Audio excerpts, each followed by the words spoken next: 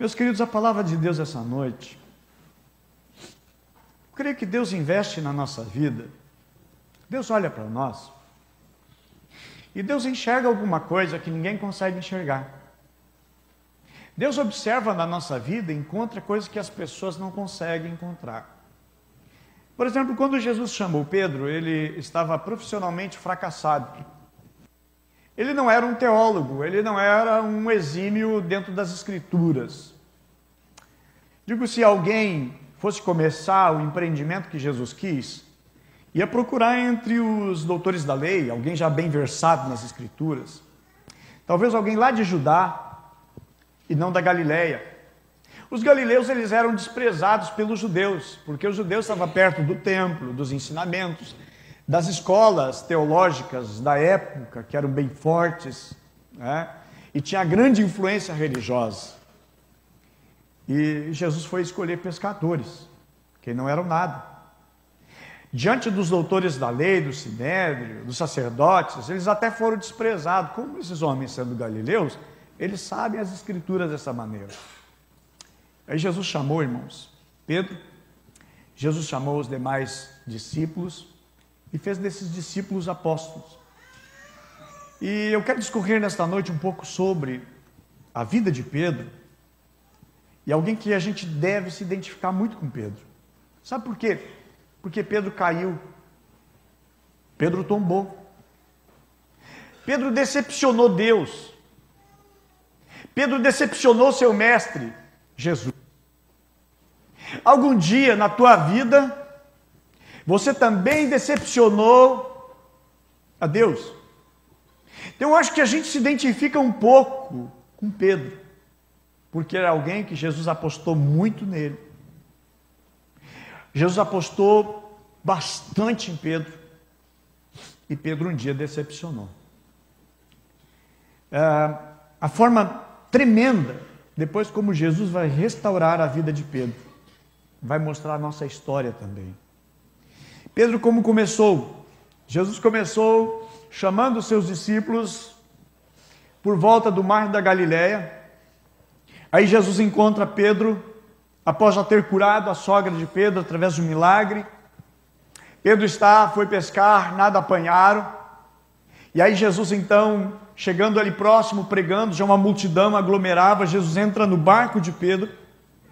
E depois que Jesus prega e ensina, Jesus diz para Pedro que estava limpando, organizando, arrumando as redes. Jesus diz para Pedro, vai, entra no barco, vai no mais profundo do mar e lança as redes. E a Bíblia diz que Pedro então obedeceu juntamente com os demais colegas, companheiros, e eles então lançam as redes e o barco vem quase que afundando de tanto peixe que pesca. A Bíblia diz então que Pedro ele vai até Jesus, ele desce do barco e ele se prostra aos pés de Jesus e diz, Senhor, eu sou um pecador. E aí Jesus diz uma coisa para Pedro, não serás mais, eu vou fazer de ti pescador de homens, vem e segue-me. Observe bem essa palavra, vem e me segue. O que Pedro faz? Pedro ele segue Jesus, ele deixa tudo, deixa o barco, deixa a rede, deixa sua empresa de pesca. Na realidade Pedro era um empresário de pesca, ele tinha funcionários, e Pedro, meus amados, ele vai e ele segue Jesus. Esse personagem chamado Simão Pedro é o homem mais citado no Novo Testamento. Depois de Jesus, ele é o segundo homem mais mencionado nas Escrituras. Você pega uma chave bíblica, você vai encontrar Pedro, Pedro, Pedro, Pedro. Tem muita citação a respeito de Pedro. E esse é o discípulo que mais se parece com a gente. Abra sua Bíblia em João, capítulo 21, versículo 1 até o 19, nós vamos ler. Eu gostaria que vocês observassem, porque aqui já é o final. Aqui é o último capítulo narrado nos evangelhos. Também muito interessante, porque Pedro cai, Pedro nega Jesus, e somente o evangelho de João, não outro evangelho, somente o evangelho de João é que vai relatar e que vai mostrar a restauração de Pedro. Mateus, Marcos e Lucas não mostram a restauração de Pedro. Por isso que eu digo que a gente tem que ler todos os evangelhos, um vai complementar o outro. Amém? João 21, verso 1 diz assim: depois disto, Jesus apareceu novamente aos seus discípulos à margem do mar de Tiberíades, que é o mesmo mar da Galileia. Foi assim: estavam juntos Simão Pedro, Tomé, chamado Dídimo, Natanael de Caná da Galileia e os filhos de Zebedeu e 2 outros discípulos. Vou pescar, disse Simão Pedro. E eles disseram: nós vamos com você. Eles foram entrar no barco, mas naquela noite não pegaram nada. Ao amanhecer, Jesus, que já tinha ressuscitado, Jesus estava na praia, mas os discípulos não o reconheceram. E ele lhes perguntou: filhos, vocês têm algo para comer? Não, responderam eles. E ele disse: lancem a rede do lado direito do barco e vocês encontrarão. Eles a lançaram e não conseguiam recolher a rede, tal era a quantidade de peixe. O discípulo a quem Jesus amava, que era João, disse a Pedro: é o Senhor. Simão Pedro, ouvindo dizer isso, vestiu a capa. Depois havia tirado e lançou-se ao mar. E os outros discípulos vieram no barco, arrastando a rede cheia de peixe, pois estavam a cerca de 90 metros da praia. Quando desembarcaram, viram ali uma fogueira, grave bem isso aí, ó. Viu ali uma fogueira, peixes sobre a brasa e um pouco de pão. Disse-lhe Jesus: tragam alguns dos peixes que acabaram de pescar. Simão Pedro entrou no barco, arrastou a rede para a praia. E ela estava cheia. Tinha 153 grandes peixes. Embora houvesse tantos peixes, a rede não se rompeu. Jesus disse: venham comer. Nenhum dos discípulos tinha coragem de lhe perguntar: quem és tu? Sabiam que era o Senhor. Jesus aproximou-se, tomando pão, deu a eles, fazendo o mesmo com o peixe. E esta foi a 3ª vez que apareceu aos seus discípulos depois que ressuscitou dos mortos. Meus amados, eu acho tão interessante porque 3 anos antes, Jesus ele estava junto ao mar da Galileia e ele viu 2 irmãos, Simão, chamado Pedro, e André. E a Bíblia diz ao qual ele estava lançando rede. E Jesus fez um convite: vinde a mim e eu farei de vocês pescadores de homens. E a Bíblia diz que eles, tendo deixado tudo, seguiram. E é Pedro agora, então, ele começa a seguir Jesus e ele vê muitos milagres. Ele participa do maior projeto evangelístico do Senhor Jesus, que é Casas de Paz, amém? A qual nós mergulhamos nisso e muitas vidas foram abençoadas, muitos lares abençoados. Pedro participou do Casas de Paz. Pedro também, irmãos, ele viu muitos milagres. Pedro, por exemplo, ele anda sobre as águas como Jesus andou, não tanto quanto, porque a Bíblia diz que ele, começando a observar o vento e observando as ondas, ele começou a afundar, mas ele andou um pouquinho. Os demais discípulos, nenhum deles viram. Pedro viu o mar revolto, ele vê a tempestade, vê o momento que Jesus está dormindo no barco e que Jesus depois se levanta e repreende o mar, repreende o vento, o mar se acalma, ele viu tudo isso. Pedro ele viu a ressurreição de um moço, filho da viúva da cidade de Naim. Pedro também ele viu a ressurreição de Lázaro, que estava morto já há 4 dias. Pedro viu coisas extraordinárias, o pão ser multiplicado, o peixe ser multiplicado. Pedro viu coisas extraordinárias. Agora, chega o momento, a última semana do Senhor Jesus, no seu ministério terreno. Então João, ele começa, meus amados, quase a metade do Evangelho de João, ele é focado na última semana do Senhor Jesus. O Evangelho de João começa a ser focado na última semana do Senhor Jesus. Ele dá uma ênfase extraordinária. O Evangelho de João é tão rico, que ele nem escreve que são milagres, mas eles são sinais para provar que Jesus é o Cristo. Mateus, ele tem uma característica, Mateus ele é escrito para os judeus, tanto que tem muitas vezes escrito ali dizendo, olha, para que se cumprisse as escrituras, para que se cumprisse a promessa, para que se cumprisse as profecias. O Evangelho de Mateus é narrado muito isso, porque é um evangelho escrito para judeus. Marcos é escrito para os gentios. Lucas também. Mas João, ele é escrito mesmo para comprovar que Jesus é o Cristo. E João, ele vai relatar riquezas teológicas e discursos de Jesus, que os outros evangelhos curtos são bem curtos, mas no evangelho de João os discursos são longos. E ele vai narrar essa última passagem, o final, e vai mencionar, depois da ressurreição de Jesus, o tempo que Jesus vai atrás de Pedro. Por quê? Deixa eu dizer para vocês, explicar.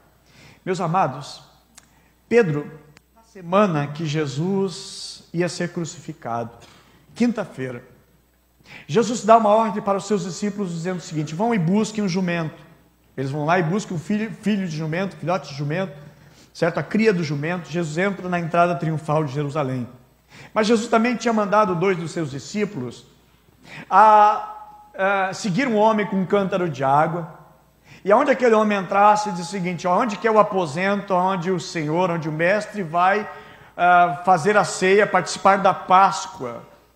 E ali então é preparado naquele momento o lugar onde vai ser a ceia, onde Jesus vai instituir a ceia, em que Jesus diz o seguinte: fazer isso em memória de mim, comendo pão e participando do cálice.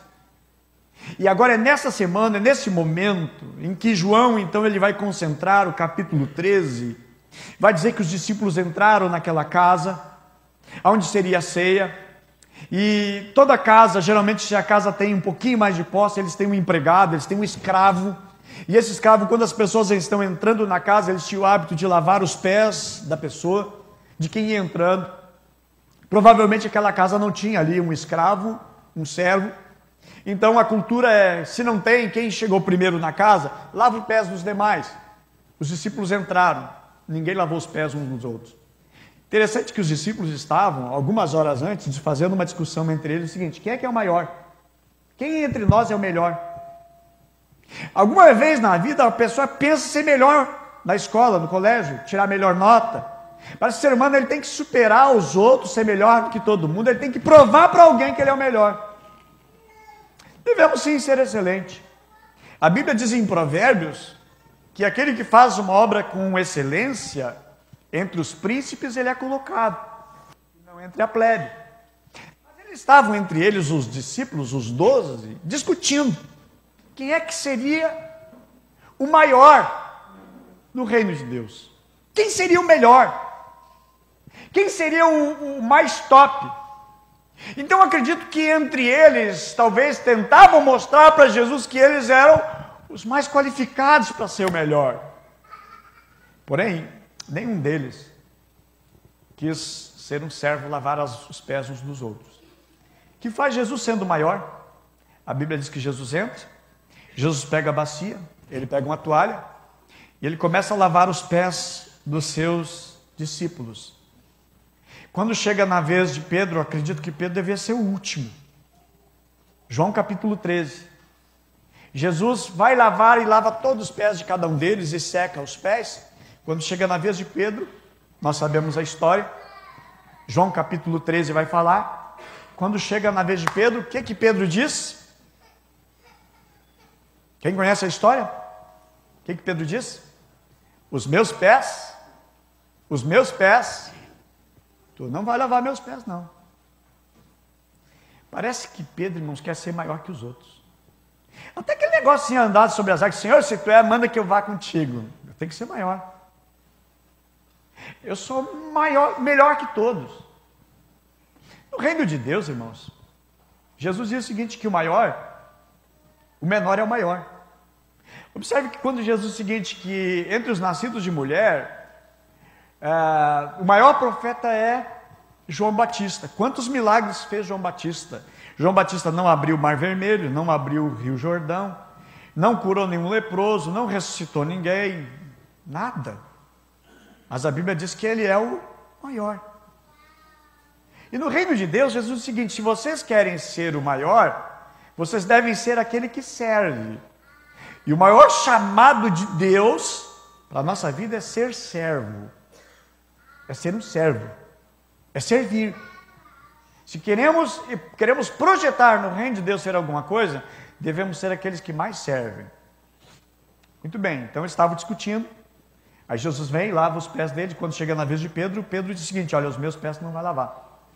Aí Jesus diz uma coisa: Pedro, se eu não lavar os teus pés, tu não tem parte comigo, tu está fora.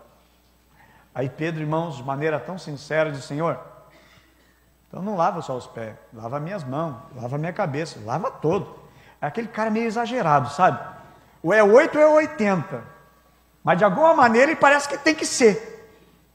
Aí Jesus diz para ele: não, Pedro, vocês não precisam ser lavados todo. Vocês já estão limpos pela minha palavra. Eu te incluí daqui uma riqueza, irmãos, que é a palavra limpa. O pecado tenta dominar a tua vida. O inimigo procura dominar toda a tua vida. Mas quando vem a palavra, ela vai limpando, ela vai purificando. A palavra de Deus, irmãos, tem um poder de limpeza e de transformação. Conhecereis a verdade vos purificará, vos libertará. É o poder da palavra de Deus em nossa vida. Por isso que a gente tem que ler a palavra de dia e de noite. Bem-aventurado o varão que não anda no conselho do mundo, dos ímpios, mas o prazer dele está na palavra de Deus. Devemos meditar nela de dia e de noite. Tudo vai bem, irmãos. Faça uma prova com Deus. Começa a ler a Bíblia. Começa a meditar na palavra de manhã até a tarde ou da noite, até o anoitecer. Que a última coisa que vai colocar nos teus olhos antes de dormir é a palavra de Deus. A primeira coisa que você vai falar no teu dia é a palavra de Deus. Duvido que você não melhore de vida. Segredo de sucesso? Não, irmãos, a palavra de Deus diz isso. Bem-aventurado é o homem que faz isso. A Bíblia diz que ele é comparado como um ribeiro, como uma árvore plantada no ribeiro. Até na estação da seca ele vai dar fruto. Tudo que fizer, diz a palavra de Deus, Salmo 1, tudo que fizer prosperará. Amor para com a palavra de Deus é prosperidade. Mas leva uma vida displicente. Dedica a prioridade para outras coisas. Não adianta, irmãos. A Bíblia diz que Deus dá aos seus enquanto eles dormem. E o amor eu vou revelar a Deus amando a palavra de Deus. E aí, Jesus disse: olha, vocês já estão limpos pela minha palavra. Meus amados, observa bem também que Pedro é o único que tem esse rompante de negar-se, mas depois diz: Senhor, me lava todo. João capítulo 13, verso 8 e o versículo 9. Disse-lhe Pedro: nunca me lavarás os pés. Respondeu-lhe Jesus: se eu não te lavar, não tem parte comigo. Verso 9. Então disse Simão Pedro: Senhor, não só meus pés, mas também a mão, a cabeça.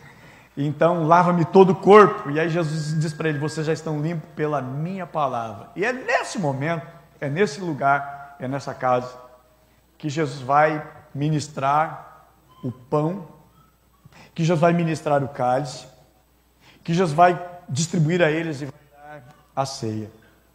É nesta noite também que Jesus vai falar das coisas do céu. E aí Jesus vai dizer, João 14, na casa do meu pai há muitas moradas, eu vou preparar lugar para vocês. É também nessa casa e nesta noite que Jesus diz o seguinte: olha, eu vou, mas eu não vou deixar vocês órfãos, vou enviar o Consolador. É nessa casa também que Jesus diz o seguinte: eu sou a videira verdadeira, meu pai é agricultor, eu chamo vocês para dar fruto. Tudo nesta noite, tudo acontece. Que as maiores mensagens que nós temos são oriundos nessa casa, nessa noite de quinta-feira. E é nesta noite também que Jesus vai fazer a oração sacerdotal. É nesta noite, nesta casa, nesse momento também que Jesus diz o seguinte: o mundo vos odeia, como também me odeia. É nessa casa que Jesus vai falar também sobre a sua volta. Que ele diz: eu vou para o Pai, mas eu vou voltar. Para que aonde eu estou, vocês estejam também. Então, ele está fazendo uma promessa da sua volta. Aí, meus amados, é nesta noite que Jesus distribui o pão, quebra o pão e dá para os seus discípulos. E é nesse momento que Judas Iscariotes sai dali e vai vender Jesus por 30 moedas. E aí Jesus, então, logo depois da ceia, Judas já saiu. Jesus sai com os seus discípulos. E Jesus vai para o Jardim das Oliveiras, onde havia muitas oliveiras. Ele vai atravessar o vale do Cedron, o rio Cedron, o ribeiro de Cedron. Aí Jesus vai agora para o momento da oração. A oração da agonia. A oração em que o seu coração está apertado. em que ele está angustiado. E ele deixa então ali os 8 discípulos e ele vai com Pedro, Tiago e João, ele vai para a oração. E deixa Pedro e João, Tiago ali e diz: olha, vocês fiquem aqui orando, orem, vigiem, eu vou ali orar. A Bíblia diz que ele vai a uma distância de um tiro de pedra. E aí Jesus ora mais adiante, ele ora, a sua oração agonizando, ele pede: Pai, afasta de mim esse cálice, está difícil, o que eu tenho que enfrentar daqui a pouco. E a Bíblia diz, irmãos, que Jesus volta e encontra os 3, Tiago, João e Pedro, dormindo. E Jesus chama eles, acorda eles e desperta eles. E aí Jesus: vocês não podem vigiar comigo nenhuma hora. E novamente angustiado, Jesus vai para a segunda vez, ele vai para a oração pela segunda vez. E mais uma vez Jesus ora. Jesus continua a orar. Jesus continua a buscar. E eu tiro aqui uma preciosa lição: se Jesus é filho de Deus, precisou orar. Quem somos nós para não orarmos? Quem somos nós para viver uma vida sem oração? É um chamado, irmãos, para nós como igreja orarmos. Sexta-feira nós transferimos, terça-feira não vamos reunir aqui para o culto, mas vamos vir sexta-feira às 22 horas, que é um horário que dá para todo mundo, para nós virmos orar a Deus, buscarmos ao Senhor. Eu fico muito feliz, sexta-feira eu chego aqui, vários irmãos para orar, e chegando mais irmãos, não parava de chegar gente para orar e buscar a Deus. Precisamos orar, irmãos. Avivamento começa na oração. Para ir bem as coisas, precisamos na oração, porque a oração é na força do braço de Deus e não no nosso braço. Eu convido a igreja, conclamo para nós virmos orar a Deus. Aí Jesus volta, sai da oração, a segunda vez chega lá, está Tiago, Pedro e João dormindo novamente. Aí Jesus desperta eles: olha, vocês vigiem comigo. E a terceira vez Jesus volta para a oração. Eu vejo que Jesus insistiu na oração, irmãos. Isso ensina muita gente. Devemos insistir em oração. Parece que às vezes uma oração não resolve. Daniel, lá na Babilônia, longe de Jerusalém, ele orava com as mãos estendidas em direção a Jerusalém. Os judeus, eles oram sempre em direção a Jerusalém. Você vê uma sinagoga construída, a porta da sinagoga, ela está virada para Jerusalém. Os muçulmanos fazem as suas mesquitas viradas para Meca. Os judeus fazem direto para Jerusalém. Eles oram com as mãos estendidas para Jerusalém. Jesus estava orando. Jesus está em Jerusalém. E ele está orando. E aí na sua oração a Bíblia diz que ele, de uma maneira tão agoniosa, angustiado na vida, no coração, a Bíblia diz que o seu suor transformou-se em gotas de sangue. O chamado hemaditrose, é uma situação em que a pessoa em profunda, extrema agonia, ao ponto de uma morte, que os vasos capilares eles se rompem, e a pessoa então ela começa a transpirar o sangue, que abre-se os poros, abrem-se as veias, e o sangue sai pela pele. Tamanha agonia, tamanha angústia. Aí Jesus ora e ele diz: Pai, se possível for, afasta de mim esse cálice. Contudo, não seja a minha vontade, mas a tua. Outra oração que nós precisamos, meus amados, aprender a orar: Senhor, não seja a minha vontade, mas sim a tua. Às vezes nós queremos determinar a Deus. Eu digo, irmãos, esse tipo de oração, ela não tem uma base nas Escrituras.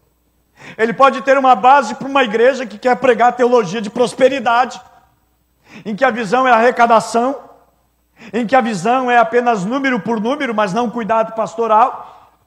Mas a oração correta: Senhor, seja feita a tua vontade, assim na terra como no céu. A oração que Jesus nos ensinou.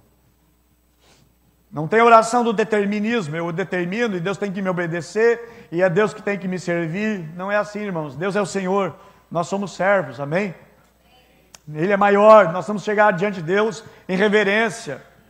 Pedro, quando João diz: olha, é o mestre, a Bíblia diz que até uma roupa ele coloca uma roupa, e ele mergulha na água, ele vai lá adorar Jesus.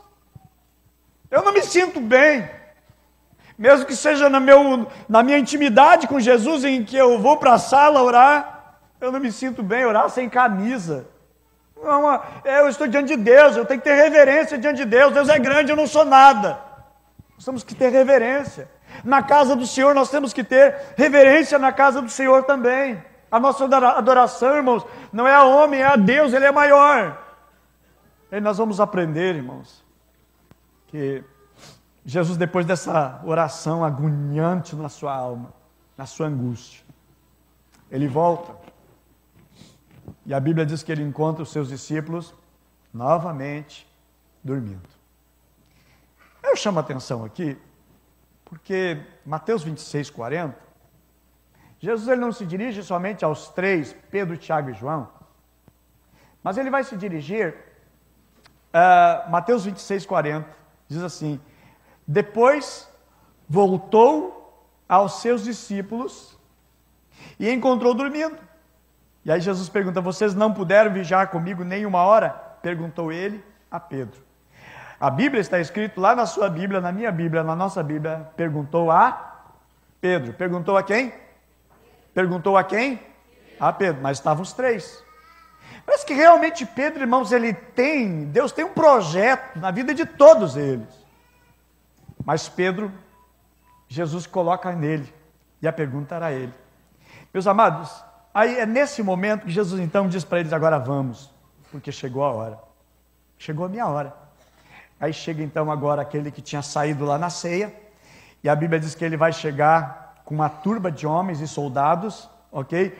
A Bíblia diz que ele vem com uma escolta de soldados, que eram os soldados do templo, todos eles com tochas, não tinha iluminação pública, nem as lanternas de LED, não tinha lâmpadas, pilhas, bateria, eles vêm com tochas acesas, e ali a Bíblia vai mencionar então que vem com aquela escolta de soldados com espadas, com armamento pesado daquela época.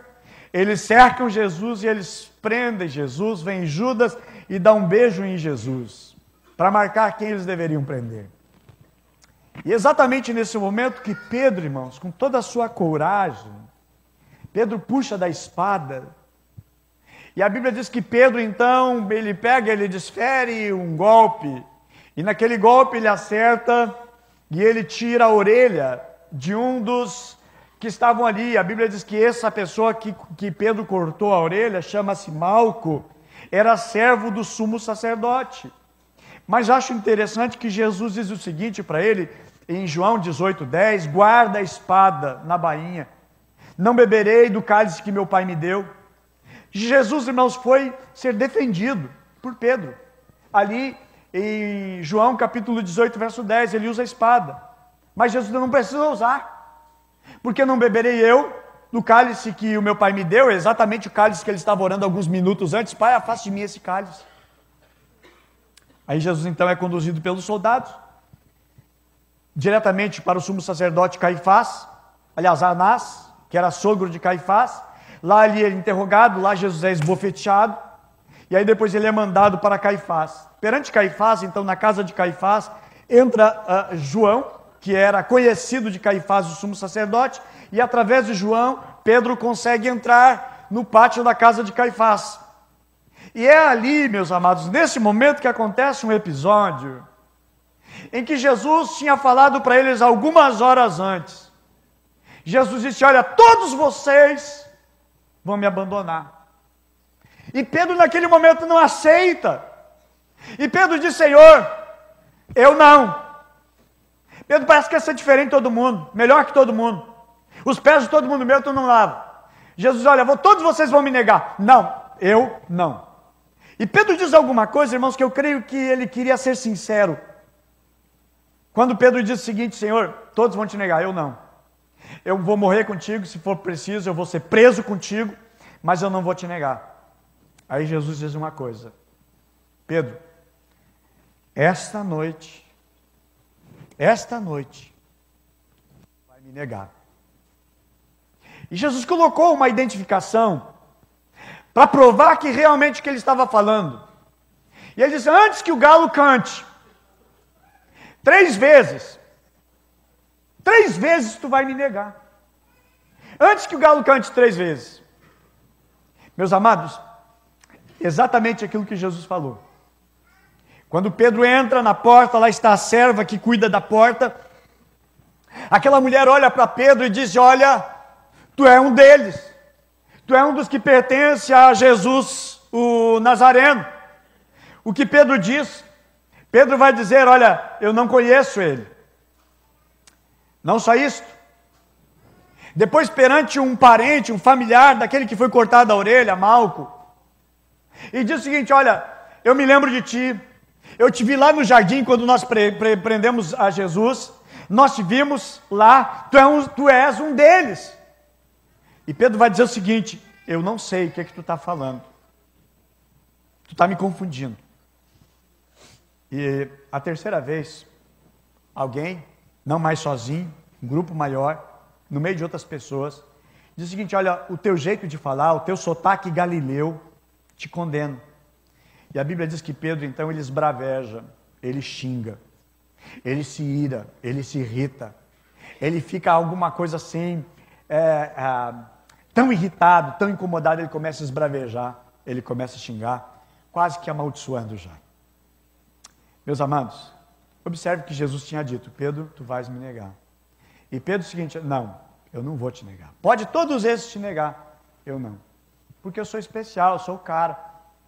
Às vezes, meus amados, nós pecamos por confiar na gente, por achar que a gente pode, por achar que a gente conhece. Mas deixa eu dizer uma coisa: Deus conhece a tua vida. A Bíblia diz que Deus conhece até o limite que a gente pode suportar as coisas. O projeto de Deus para a nossa vida, para a tua vida, não é que nós venhamos fazer as coisas erradas, mas Ele conhece, Ele sabe. Por isso que a Bíblia diz que nós devemos orar para não entrar em tentação, porque Ele sabe o quão o ser humano é frágil para resistir os ataques do tentador. Então Jesus ali, meus amados, ele passa por aquela condenação na casa de Caifás, na casa de Anás, ele é condenado também pelo Sinédrio, ele é condenado também, ele é julgado, passa no julgamento de Pilatos, de Herodes, depois volta para Pilatos. Eu acho tão interessante que uma causa na justiça demora tanto tempo, né? Tanto tempo. Mas para Jesus, Jesus passa por 7. Se for examinar na Bíblia, você vai ver 7 julgamentos numa noite só, na calada da noite, em que não dava para chamar alguém para proteger, para defender, porque ninguém estava ali. E Jesus foi, irmãos, feito um complô naquele momento, 7 julgamentos numa noite só. Prenderam ele à noite, na madrugada já está sentenciado, no amanhecer do dia, 9 horas da manhã, Jesus já passou pelos açoites, Jesus passou carregando a cruz, 9 horas da manhã, Jesus é crucificado. Às 15 horas, 3 horas da tarde, Jesus morre. E antes das 18 horas, Jesus foi sepultado. Domingo pela manhã, algumas mulheres então se preparam para ir para o túmulo e elas perguntam o seguinte: quem é que vai remover? Quem vai tirar a pedra que está na frente do túmulo? Para que elas levassem os aromas e colocassem sobre o morto, sobre o corpo que estava ali, o corpo de Jesus morto. E a Bíblia menciona, meus amados, que elas foram e chegaram lá, algo surpreendente, a porta do túmulo, a pedra enorme, pesada, estava removida, e elas entram e olham que as roupas de Jesus, a capa de Jesus, a mortalha de Jesus estava ali. Porém, observavam que Jesus não estava ali. E elas então inquietam: onde está ele? Nisso elas veem um varão ali e perguntam para aquele homem, era um anjo, e diz: Senhor, aonde colocaste? Aonde está ele? Meus amados, a qual vai ser dita uma palavra, que é a ordem: olha, vão, falem aos discípulos e digam a Pedro. Eu acho uma riqueza tão grande. Por que ali diz o seguinte: diga aos discípulos? Pronto, Pedro é discípulo. Mas por que diga aos discípulos e diga a Pedro?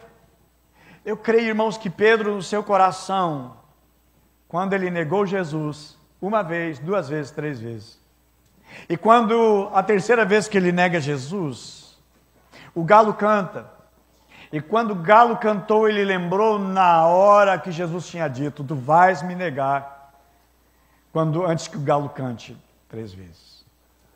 A Bíblia diz que logo depois que ele ouve o galo cantar e ele desperta a sua mente, Jesus olha para ele, ele entende, porque um olhar fala muito, um olhar fala, um olhar transmite alguma coisa. A Bíblia diz que Pedro sai dali e ele chora amargamente. Já chorastes alguma vez amargamente por ter largado Jesus, abandonado Jesus? Às vezes muitas pessoas choram pela consequência de ter largado Jesus. Eu digo, não devemos largar Jesus de maneira nenhuma, é o pior negócio na vida, é largar Jesus. Por que o pior negócio? Porque, meus amados, quando Jesus entra na nossa vida, Ele muda tudo, Ele transforma tudo, Ele traz paz, Ele traz alegria, Ele traz cura, Ele muda o nosso coração no novo coração. Tudo muda quando Jesus entra. Aí Jesus vem, Ele limpa a casa, perdoa os pecados, aquela influência que o diabo, os demônios tinham, vão embora. Mas a Bíblia vai falar que depois que um espírito imundo sai de uma pessoa, anda por desertos, lugares áridos, e não encontrando repouso, lembra-se, eu vou voltar para casa, da minha antiga casa. E aí chega e encontra aquela casa como? A Bíblia vai dizer, encontra a casa varrida. Primeiro passo. Segundo, encontra a casa limpa. E encontra a casa adornada. É o que Deus faz na nossa vida. Aí, o estado vai ficar pior. Porque a Bíblia diz que ele traz mais 7 demônios. E aí a vida da pessoa desestrutura, estraga tudo. E não existe mais nada que possa complementar e alegrar o coração, e alegrar a alma. Meus amados, Pedro, ele chora. Ele chora amargamente, porque ele caiu em si. Ele viu a besteira que ele fez. E não foi ele que disse, olha, todos vão te negar, eu não. Mas ele disse, não conheço esse homem. Eu nunca vi esse homem, ele mente, ele nega, que é discípulo de Jesus. E aí, meus amados, além de ter espraguejado e tudo mais, depois ele chora e ele cai em si, ele diz, por que eu fiz isso? Quantos de nós já chegou um momento e diz, por que eu fiz isso? Por que eu andei por esse caminho? Por que eu tomei essa atitude? Quantos de nós que se pudesse voltar o relógio, voltar o tempo, não faria o que fez? Não cometeria as besteiras que um dia já foram cometidas. Se pudéssemos ter como consertar através do tempo, nós voltaríamos. Acredito que se Pedro pudesse, ele voltaria e disse, olha, tu te parece um deles. Claro que pareço, eu sou discípulo dele, eu amo ele, quero morrer por ele. Só que Pedro não estava preparado naquele momento. Meus amados, às vezes assim vai a nossa vida, na nossa força, no nosso braço. Mas tem certas batalhas que nunca será no nosso braço e nem na nossa força, mas sim será através do braço poderoso do Senhor Jesus. Aí Pedro sai dali chorando amargamente. Depois você não lê mais nenhum relato. Naquela quinta-feira à noite, você não ouve nenhum relato de Pedro. Na sexta-feira de Páscoa, no sábado, no domingo, você não vê nenhum relato a não ser no domingo pela manhã.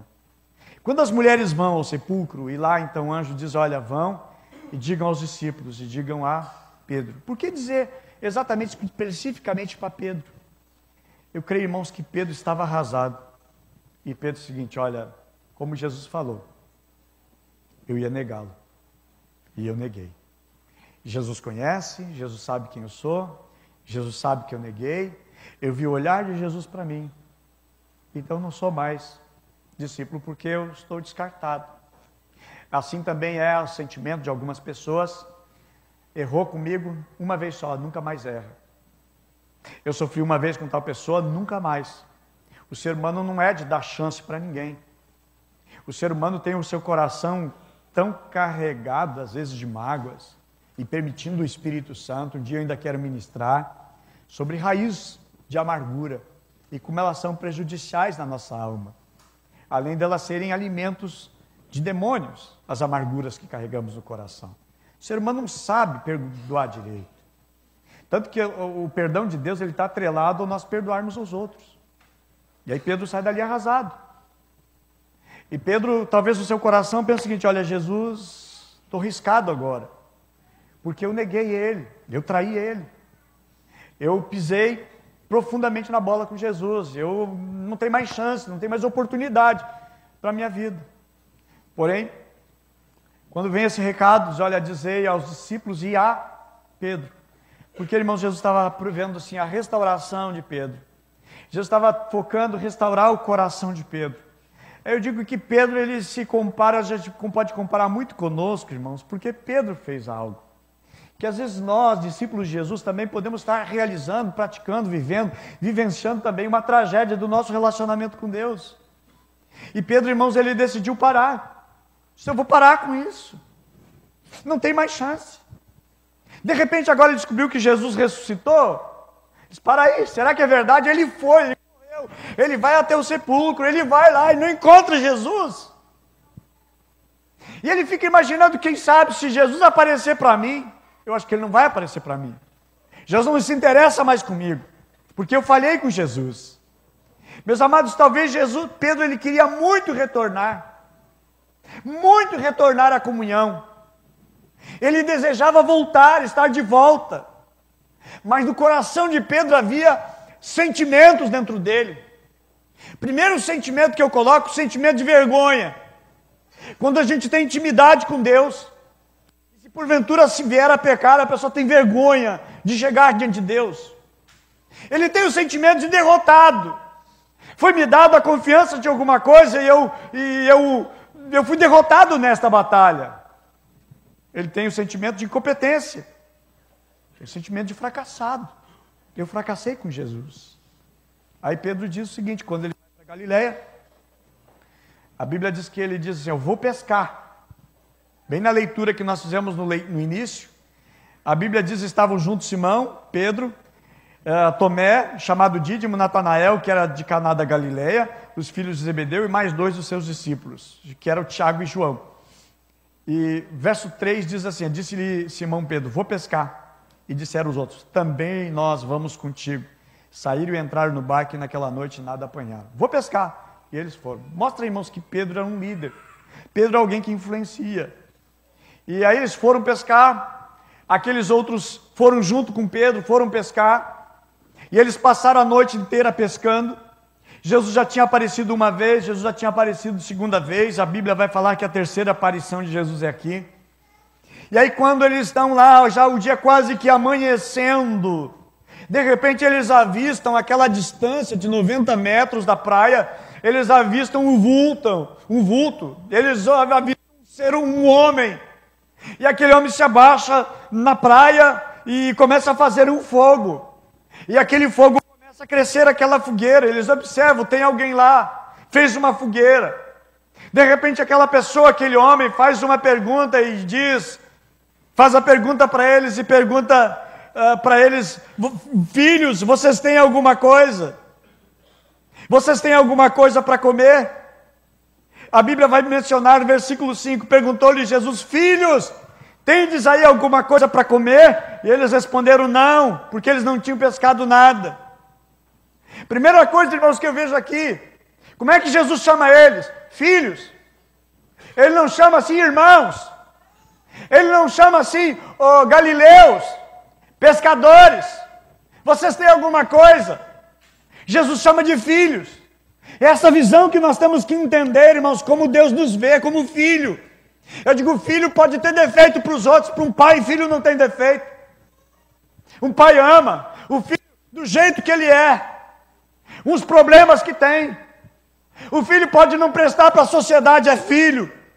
Pode até estar preso, mas o pai vai zelar pelo seu filho.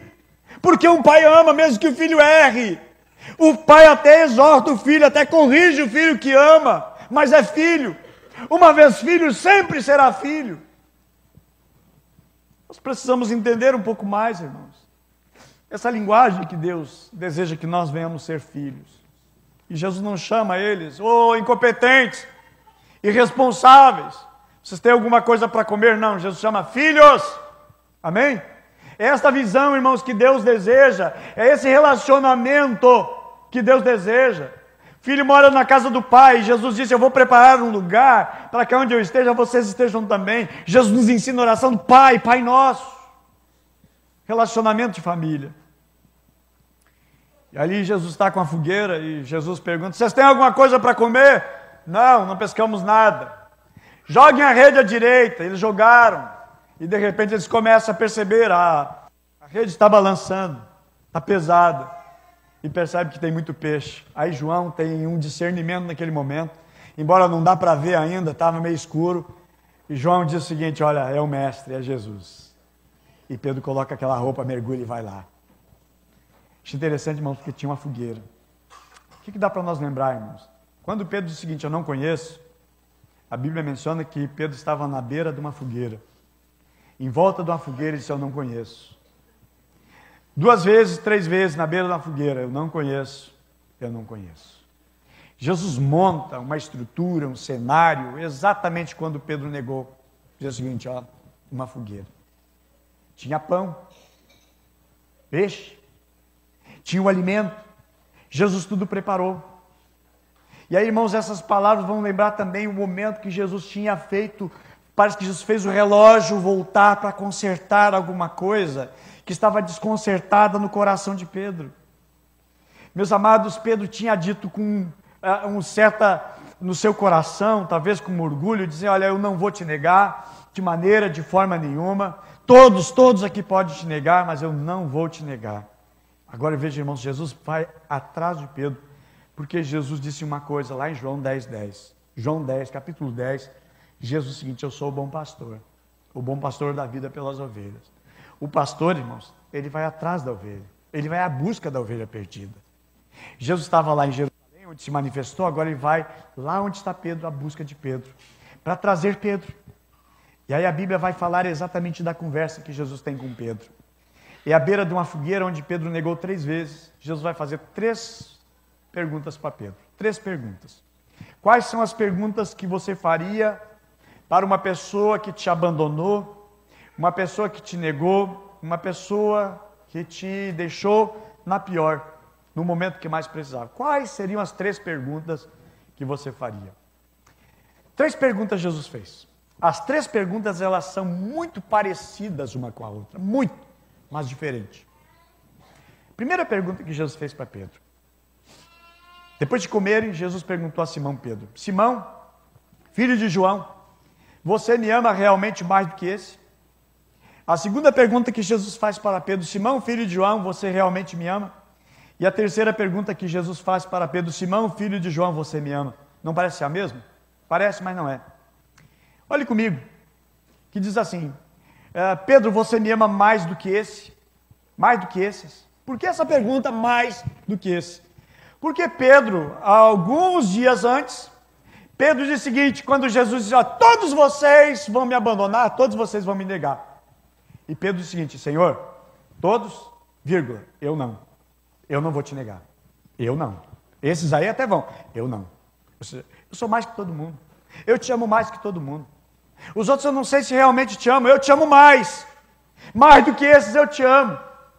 Agora Jesus pega exatamente aquilo que Pedro tinha dito lá atrás e pergunta: Pedro, tu me ama mais do que esses? A resposta de Pedro.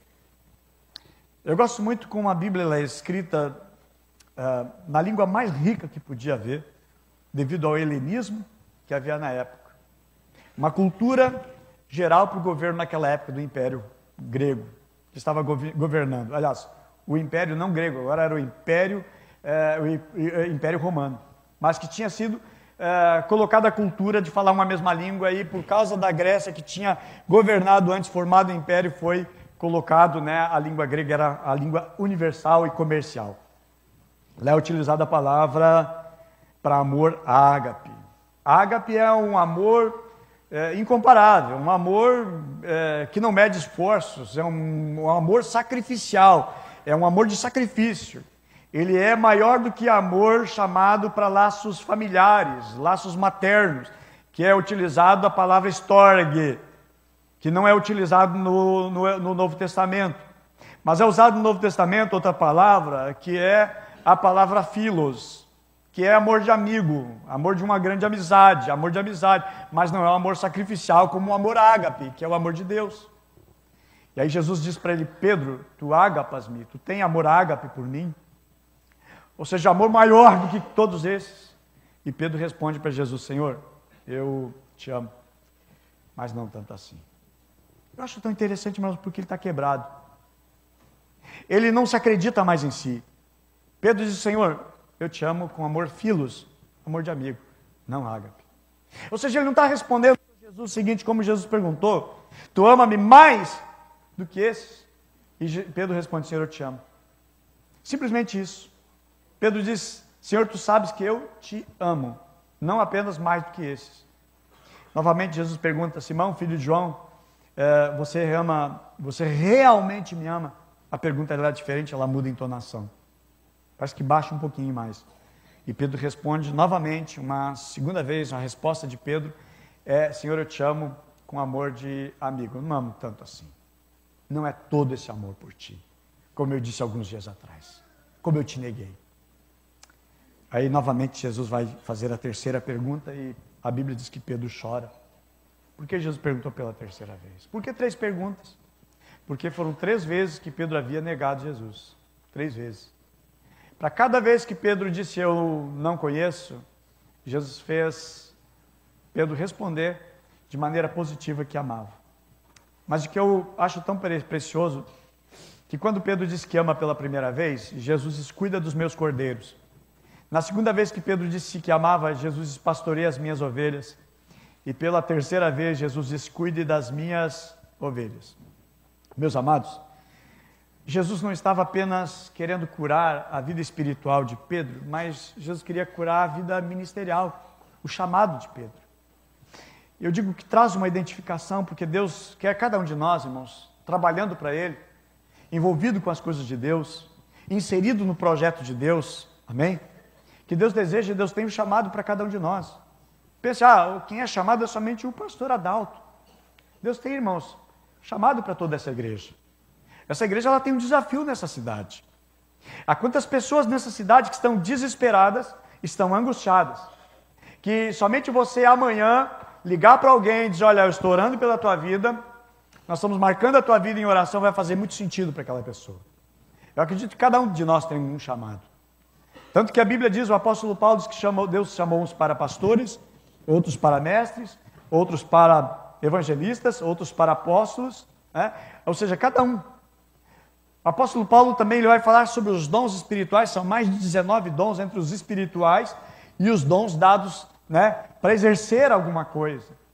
Nós, irmãos, somos uma igreja muito valente para fazer diferença nessa cidade, nessa região.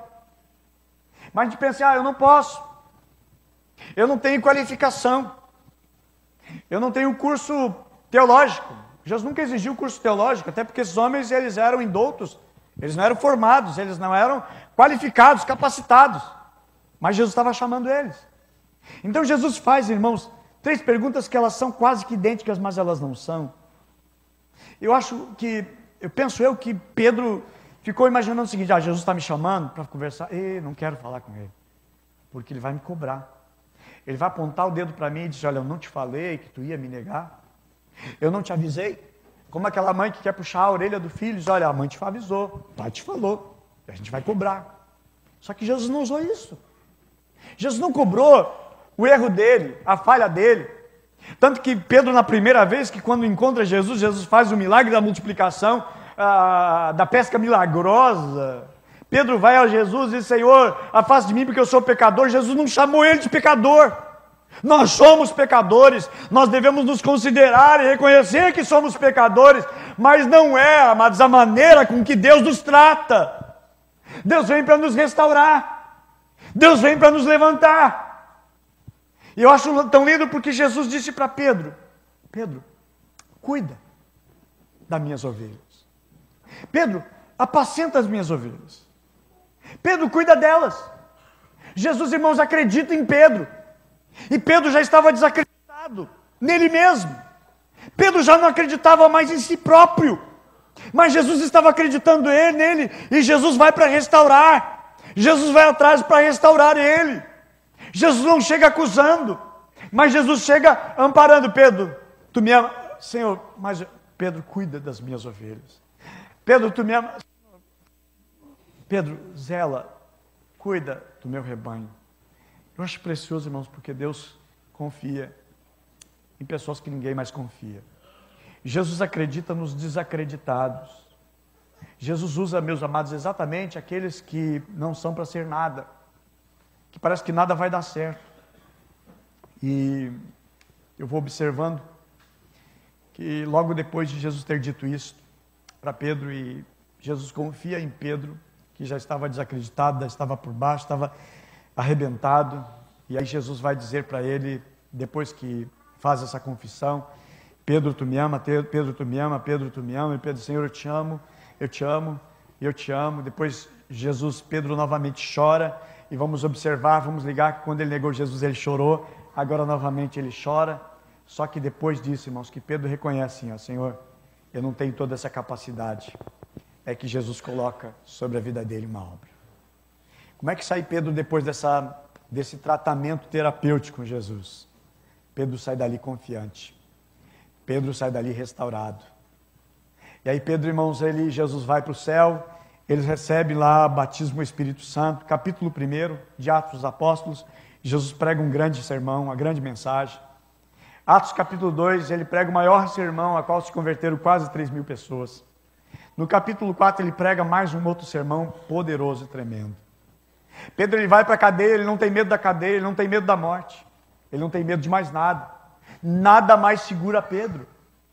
E aí Jesus diz para ele o seguinte,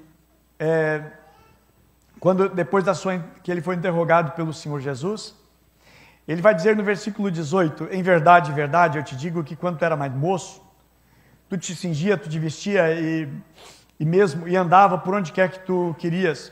Quando, porém, fores velho, estenderás as mãos e outro vai te cingir e vai te levar por onde tu não queres. Eu acho tão interessante que Jesus está falando sobre a morte de Pedro. E quem está narrando é João. E João vive muito mais, foi o último evangelho a ser escrito, o último livro no Novo Testamento a ser escrito foi João. Tanto que João está dizendo aqui depois, João vai dizer exatamente aqui, disse isso para significar que gênero de morte Pedro haveria de glorificar a Deus. Depois de assim falar, acrescentou, segue-me. E eu quero encerrar a mensagem nessa palavra, segue-me. A primeira palavra que Pedro ouviu de Jesus foi, segue-me. 3 anos e meio antes, ele ouve a palavra, segue-me. Pedro passou por grandes falhas, grandes derrotas. Pedro passou por grandes fracassos. Mas Jesus, a última palavra que diz antes de ser assunto ao céu, ele olha para Pedro que fracassou e diz, segue-me. Meus amados, com Deus ele não põe um ponto final porque você errou, porque um dia você pecou, porque um dia você não teve êxito e na sua vida teve algum percalço. Eu digo graças a Deus pela misericórdia do Senhor, que ainda assim confia, através da sua bondade e da sua misericórdia. Esse homem que ouve a voz de Jesus dizendo, Pedro, segue-me, porque Pedro já não acreditava que ele era um discípulo ainda. Pedro não acreditava que poderia ser ainda um apóstolo. Ele considera-se rejeitado por si mesmo e acha que Jesus vai rejeitá-lo, mas Jesus não rejeita. Jesus não disse, você não serve para nada, você é um inútil, você é um imprestável. Não, irmãos, Jesus dedica um tempo com Pedro, restaura Pedro e restaura o ministério e o chamado de Pedro. Meus amados, Deus deseja dar muitos ministérios. Deus deseja usar tremendamente a tua vida. Deus deseja usar tremendamente a vida desta igreja. Eu digo, te coloca nas mãos do Senhor. Ele vai restaurar todas as coisas e Ele vai estar conosco. É Pedro, irmãos, que não teme morte. É Pedro que não teme mais perigo nenhum. Era Pedro que disse, Senhor, eu vou morrer por Ti. E Jesus disse, não, Pedro, tu vai me negar. Mas agora, Pedro disse o seguinte, Senhor, eu te amo mais ou menos. Aí Jesus, olha, Pedro, agora sim, agora tu vai morrer por mim. E fala da morte dele. Sabe, irmãos, a visão de Deus e a nossa visão. Vamos seguir pela visão de Deus. Ele sabe o momento, Ele sabe a hora. Pedro, agora eu sei, Pedro. Tu não vai me negar nunca mais. Pedro, tu vai morrer por mim. Pedro, exatamente isso que está aqui nas Sagradas Escrituras. Quando tu era mais moço, tu te cingia, tu ia para onde tu queria. Porém, quando tu for mais velho, vai chegar a morte sobre a tua vida.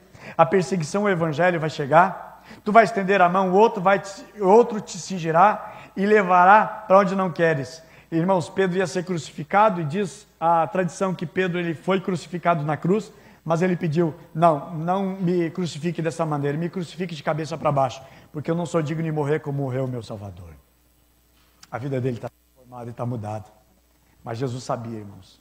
E Jesus, agora sim, agora tu não vai me negar. E eu estou te dando um ministério. Eu estou te dando uma chamada.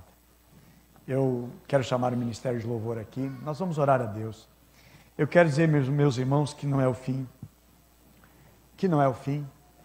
Mas que, pelo contrário, o Senhor nosso Deus tem prazer de restaurar. Deus tem prazer de restaurar a nossa vida. E aqui que eu vejo, irmãos, 3 mensagens poderosas do apóstolo Pedro depois da morte, depois que Jesus ressuscitou. E depois que Pedro ele é restaurado pelo Senhor Jesus.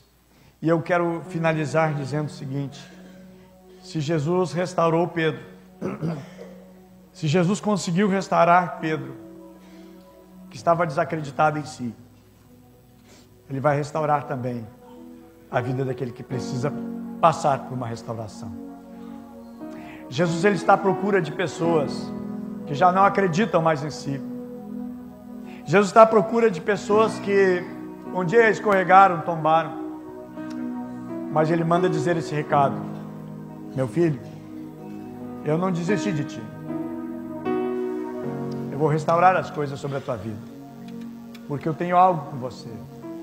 Eu quero te usar. E a tua vida vai ser tão dedicada a mim, que você vai marcar a história aonde você estiver e para onde você for. Eu creio, irmãos, no nosso Deus que restaura aquele que um dia tombou. Ele restaura aquela pessoa que é desacreditada, não pelos outros apenas, mas é desacreditado até de si próprio. Vamos ficar em pé e nós vamos orar a Deus. Nosso Deus que busca, que vai atrás e que vai para restaurar e vai para dar uma missão e vai para dizer o seguinte: olha, ainda confio em ti, ainda deposito em ti um chamado e coloco nas tuas mãos um chamado para algo. Não é o tempo de parar, não é o tempo de estacionar, é um tempo, meus amados, que Deus está nos despertando para buscarmos mais de Deus. Há vidas, há muitas vidas. Deus nos tem levantado nessa igreja para sermos uma multidão. Antes do culto das 5 horas, nossos irmãos que ministram a ceia disseram: pastor, nós ministramos 210 cálices de ceia no primeiro culto. Mais essa multidão, mais esse grande número de irmãos que estão aqui nesta noite, no segundo horário. Porque, meus amados, Deus quer nos levar coisas extraordinárias para Ele. Ele vai atrás, Ele nos busca. E Ele nos abraça com o seu braço, dizendo: vem, filho, eu vou te usar. Eu vou mudar a tua história, porque você vai ser bênção nas minhas mãos. Você vai ser instrumento nas minhas mãos. Deus está indo atrás e Deus está nos pegando. Deus está nos chamando. Deus quer te usar. É um tempo de despertamento. É um tempo de nós declarar: Senhor, eu te amo. Senhor, me ajuda mais e mais.